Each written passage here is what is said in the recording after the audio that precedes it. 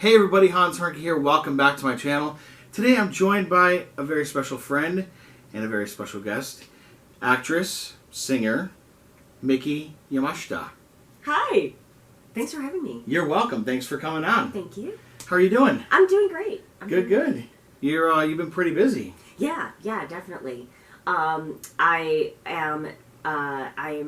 really excited to do more interviews, and I was just on my other friend's podcast. Oh, okay. So this is like a whole new area. That's to awesome. Explore. Yeah, as soon as you get one thing, all of a sudden all those things start coming to you, and it's like you're manifesting it. That's pretty cool. Yeah. So tell me how you got started in this industry of ours. Was there anything that inspired you to become an actress, a singer? Anything like that? Where would you start from? Well, I grew up in Massachusetts, and my parents were not performing artists at all. They were both, my mother is a teacher, and my father was a theology professor. And so they really didn't know what to do when I would start singing, and I would start dancing. Clearly, it was obvious that I wanted to do these things that they knew nothing about. And so when I was around 3 or 4, they started putting me in the ballet class, and I started studying piano, and they were very supportive. Their solution to everything was just put her in lessons. Let's find her a teacher, because they were teachers. So that they thought, well, we don't know how to teach her these things, because that's not what we do, but we'll find teachers for her. And so that's how I started, and that's how I got to, my father was an ordained minister as well, so we'd go to church every Sunday, and I started singing in the church, and then was doing plays in school, and it was pretty clear that I was very, very interested in anything that had to do with the performing arts. So they were not going to really stop me. That's good. That's sort of how I started too. I did a lot of theater in school, and my parents are very supportive of me moving forward towards that path, and it's always helpful to always have supportive parents doing that for you. So I'm glad they pushed you along. And was there any plays that were memorable to you that you did? In high school, I did plays with the drama club in my high school in South Hadley, Massachusetts. And I found that to be a formative experience of this is us on stage, me with my friends, and we are on stage performing for our friends and family, and this is it, man. There's nothing better than this. And when you're that age and you're just starting to get interested in the things that you want to do, possibly pursue for the rest of your life, you're kind of, everything's all trial and error, right? I remember one high school play we did where it was a murder mystery, and me and the other actors were on stage and suddenly realized we had skipped about 8 pages of the play. Man. Because there was one person had a line that was very similar to a line that happened 8 pages later, so everyone skipped.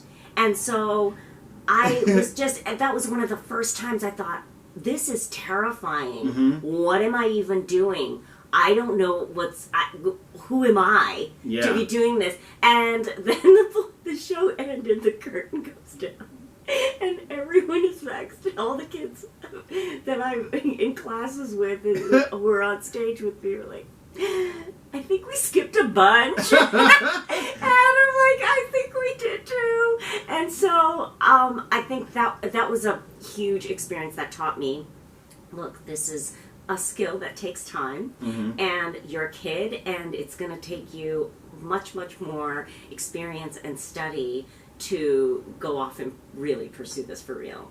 Oh man! Well, the audience didn't know that you skipped, right? Sort of, but there was a lot of. It was towards the end of the play, so there was a lot of like plot, unanswered questions, and so you're the one that had the like. A lot of important stuff was skipped. So I just remember that being such a nerve-wracking experience, and I thought if I want to get better at this, if I want to learn from mistakes that I've made, you know, and to this day, everyone makes mistakes on set or on stage in front of people, and you hopefully learn from them, and that becomes a cumulative process where you over time you get better at it because of everything you've learned. If you don't make mistakes, you don't learn. So, you know, it's not an exact science, as you know. Yeah. You know, and also because we're doing theater, we're not, you know, removing a ruptured spleen. You know, no one's going to die on the table because you missed one line or whatever. We just, if it's TV, we go back, we do it again. Or, you know, you just fix it the next night. That's right. Yeah, do you prefer doing film or TV or theater? Which one do you like the most? Right now, I'm pursuing TV and film the most. But when I was a child, it was almost all live theater and dance and show choir. You know what I mean? Yeah. And a lot of that stuff was live. So most of my early career was live theater. But that gives you a lot of advantage when you're having to perform on camera too. A lot of the skills transfer. You know, because you are trained to continue soldier on no matter what. Yep, you know? That's very true. That's exactly how I learned as well. That's awesome. And you do opera singing too? That's right. So after high school, I went to New England Conservatory of Music to study opera, and I got a lot of wonderful classical singing training there. But eventually, I left the conservatory because it really wasn't. There was a lot of pushback when I expressed interest in things outside of classical music. So it wasn't quite the right place for me, but I got a lot of great training there. And then I thought I was just kind of done singing classical music.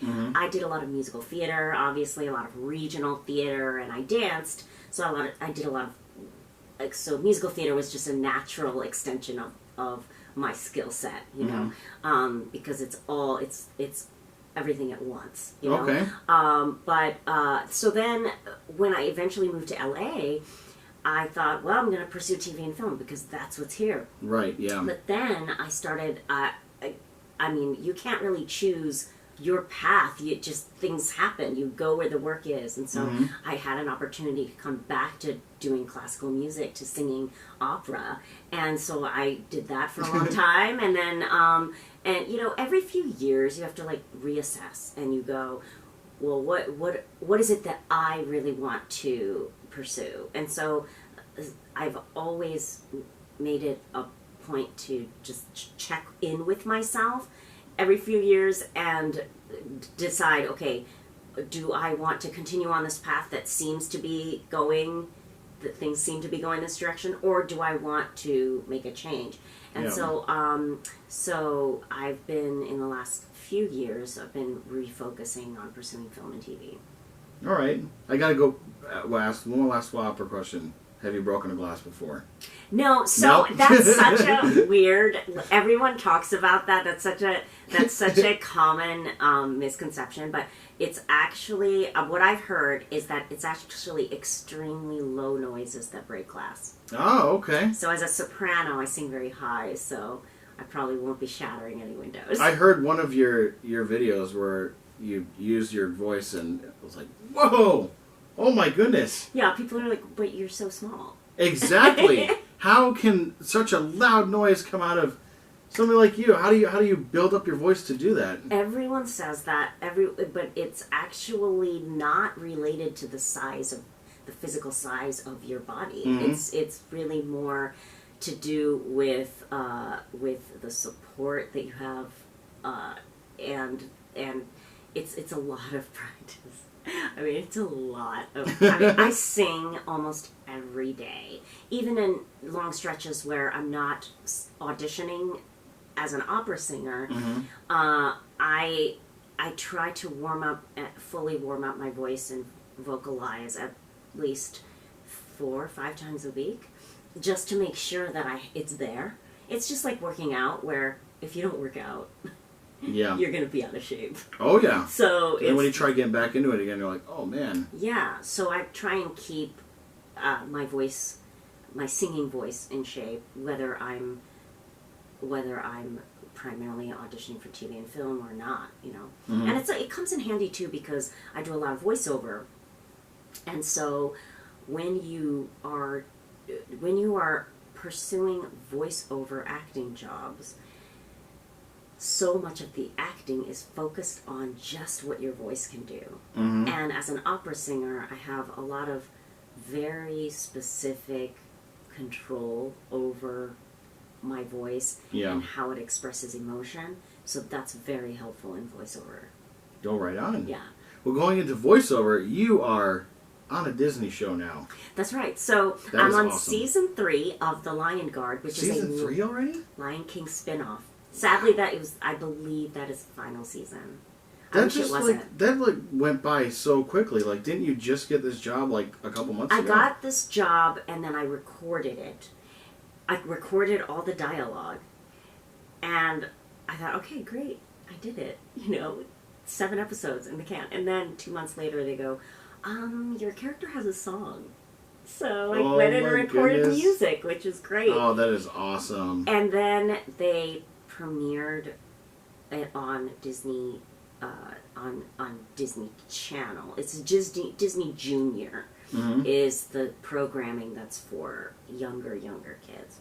So I have huge fans that are age 4.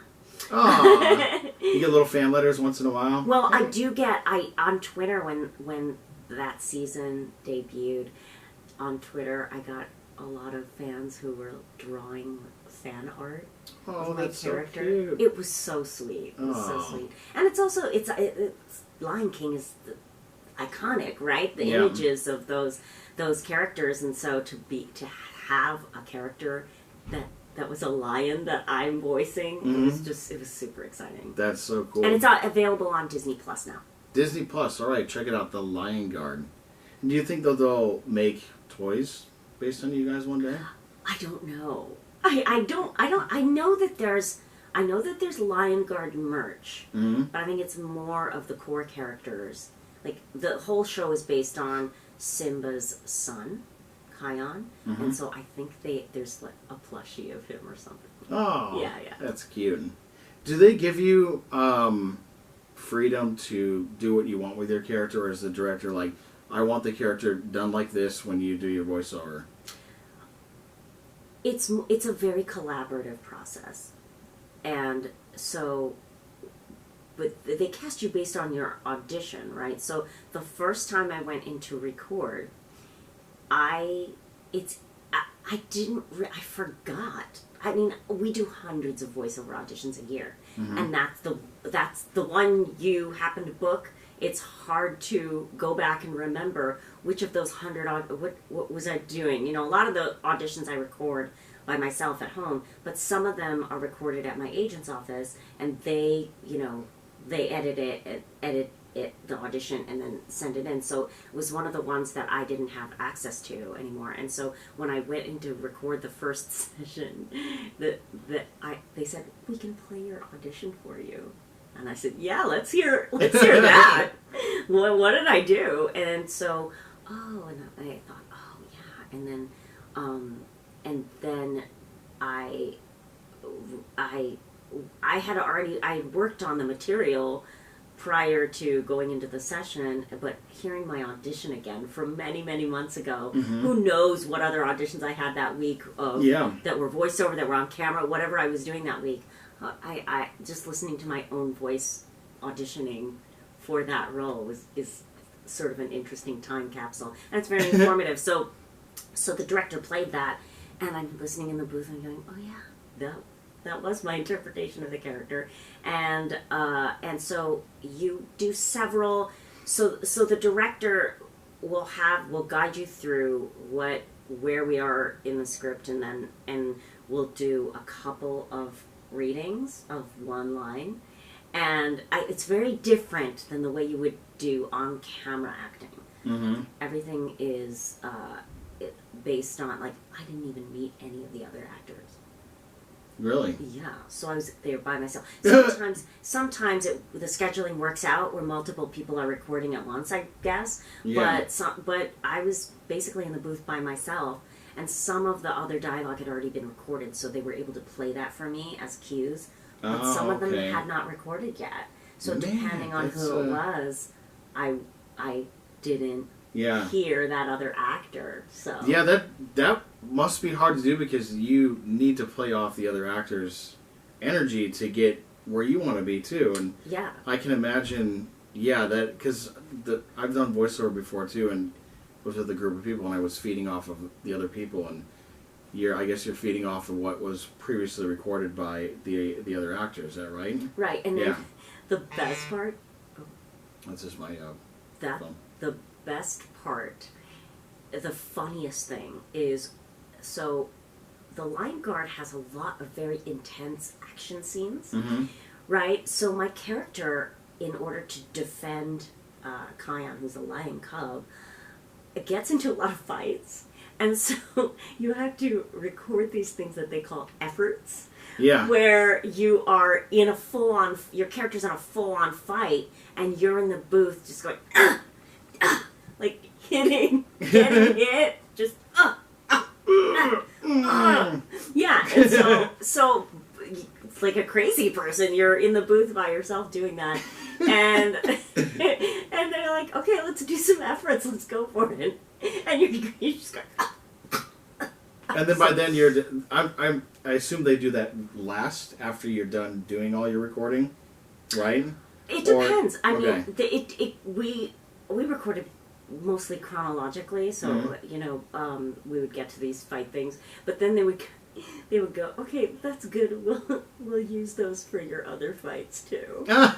So there you go. Yeah, it's fascinating to be a part of something that's like, Disney is such a animation machine, right?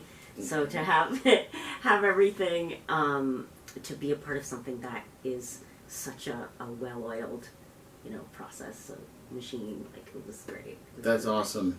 So please check her out as Nirmala in The Lion Guard. Is that how you say your character's name, Nirmala? Yes, Nirmala. What else have you been working on? It looks like you've been very busy. Yeah, so I shot something that I'm going to be able to start talking about next month, which I'm really excited about.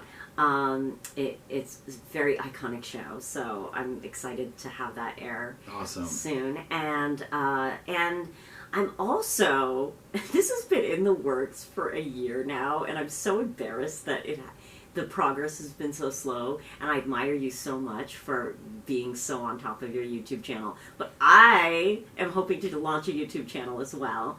And so I've been doing a lot of research and looking at other people's channels and just exploring that whole world. And I had no idea that YouTube was such a large community of creators. I primarily thought of YouTube as a way for me to look things up or research things, but there are so many content creators out there that are making all kinds of interesting vlogs, they're making tutorials,